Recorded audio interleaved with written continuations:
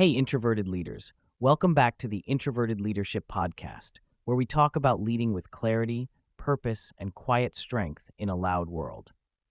This week, I want to share a real story from one of my projects, something I think many of you will relate to. So here's what happened. I was staring at a mountain of information, a tight deadline, a high-stakes deliverable, and a deck full of research, benchmarks, and background materials that the team had pulled together beautifully. The next natural step? Well, someone suggested, like clockwork, let's schedule a brainstorm session to figure out next steps.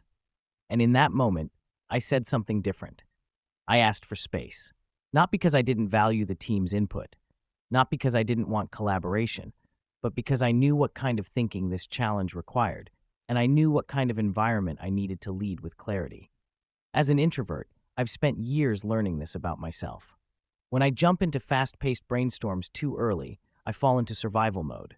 I'm still processing while others are already proposing. By the time I'm ready to speak, the team has already moved on. Sound familiar? So this time I paused. I took the evening. Just me and the research. No meetings, no pings, no pressure. I studied. I made sense of the data. I looked for patterns. I asked questions, and slowly clarity began to form. The next morning, I came back to the team, not with just questions, but with direction, and that changed everything. So here's what I've realized. As introverted participants, we often feel left behind in brainstorming spaces. But our strength is not in speed, it's in depth. We bring the thoughtful insight that moves the work forward, not just faster, but smarter. As introverted leaders, we have the power to shape how the work happens. We can design the process around clarity instead of chaos. And that starts by understanding our own rhythm.